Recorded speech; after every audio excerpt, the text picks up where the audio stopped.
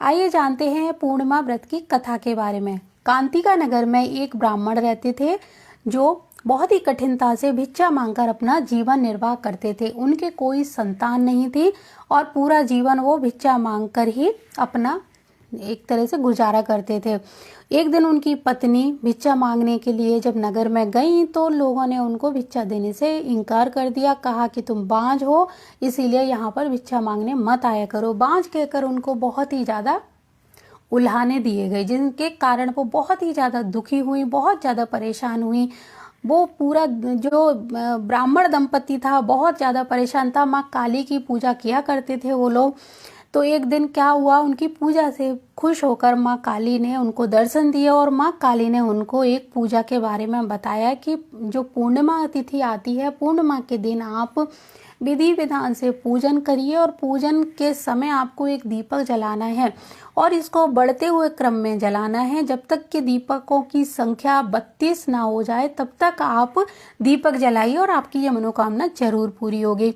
तो ब्राह्मण दंपति ने बिल्कुल वैसा ही किया। धीरे धीरे वो लोग हर पूर्णिमा को एक दीपक बढ़ाने लगे। जैसे कि माँ काली ने उनको आदेश दिया था कि पहली पूर्णिमा को एक पहला दीपक, दूसरी पूर्णिमा जब आए तो 2 दीपक, तीसरी पूर्णिमा को 3, इस तरह जब तक 32 पूर्णिमा पूरी ना हो जाए तब तक आपको ये नियम तोड़ना नहीं है। उन्होंने इस नियम का पूरी श्रद्धा के साथ पालन किया। भगवान विष्णु और माँ लक्ष्मी की पूजा भी करते रहे, व्रत भी रखते रहे, पूर्णिमा का व्रत भी रखते थे वो लोग। तो इनकी ये मनोकामना जल्दी ही पूरी हो गई और उनके यहाँ पर एक पुत्र रत्न की प्राप्ति हुई, क्योंकि ये पुत्र माँ काली की एक तरह से पूजा से या उनके आशीर्वाद से प्राप्त हुआ था। तो उनके भाग्य में संतान योग नहीं था, लेकिन फिर भी भगवान को उन्हें वरदान देना पड़ा। तो ये संतान जो थी वो अल्पायु संतान थी। ये बात उन वृद्ध जो ब्राह्मण थे, ब्राह्मण दंपति था, उनको मालूम था कि हमारी जो संतान है वो अल्पायु है। फिर भी उन्होंने माँ काली की पूजा, भगवान विष्णु और पूर्णिमा की पूजा जारी रखी, उसको छोड़ा नहीं।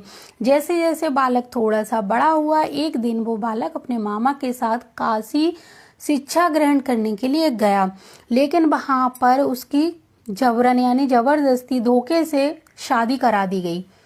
उसकी शादी हो गई किसी राजकुमारी के साथ में।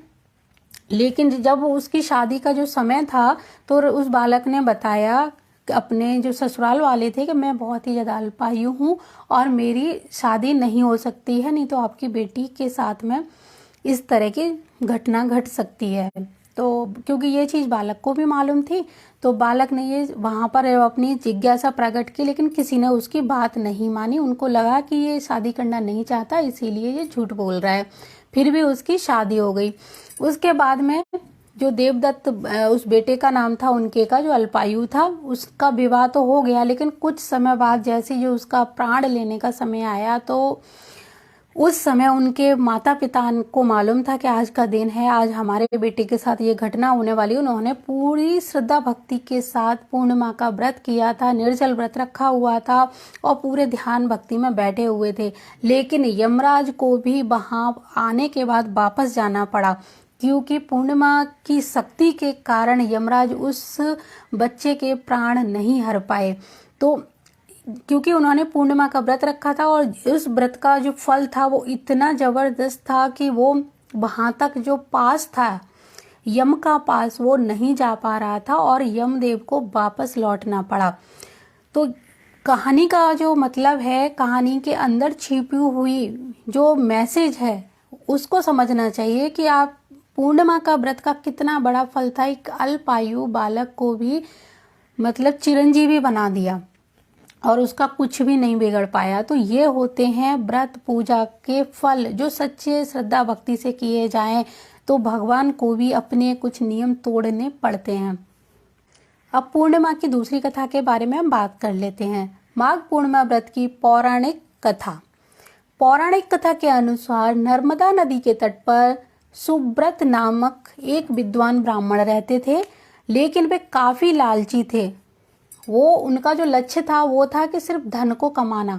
उन्होंने जीवन भर पूजा पाठ किया, विद्वान थे बहुत ज़्यादा, लेकिन वो बहुत ज़्यादा धन भी मांगते थे। उनका लालच बहुत ज़्यादा बढ़ रहा था। वो धन के उनका लक्ष्य था कि मैं बहुत अधिक धनवान बन जाऊं।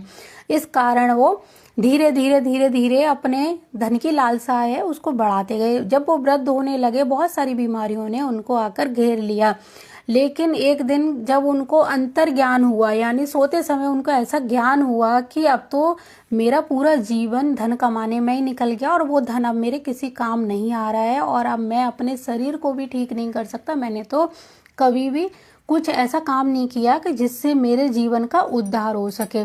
लेकिन यही सब उनके दिमाग में चल रहा था। तब उनको ध्यान आया कि माघ मास का जो स्नान है, वो स्नान करने से उनको एक श्लोक याद आ गया कि एक श्लोक था कि माघ मास का स्नान करने से पूरा उद्धार हो जाता है, व्यक्ति के बहुत सारे पापों का एक तरह से कर्जा चुक जाता है, पाप दूर हो जाते हैं। तो इस तरह का एक श्लोक उनके जो ध्यान में आया, तो उन्होंने क्या किया, संकल्प लेने के बाद में उन्होंने सोचा कि अब तो मेरा टाइम निकट आने वाला है, तो मैं क्यों ना पूरे जीवन कुछ नहीं किया, तो मैं ये माघ मास का स्नान ही शुरू कर दूं, जिससे कुछ तो राहत मिलेगी। तो उन्होंने संकल्प लेके 9 दिन तक पूरा स्नान किया माघ मास का सुबह सुबह। लेकिन जैसे ही वो स्नान करके 9 दिन बीते तो वो और ज़्यादा उनकी तबीयत बिगड़ने लगी। सुबह सुबह ठंडी के कारण और वृद्ध होने के कारण उनके शरीर ये स्नान को झेल नहीं पाया और उनकी तबीयत बहुत ज़्यादा खराब हो गई।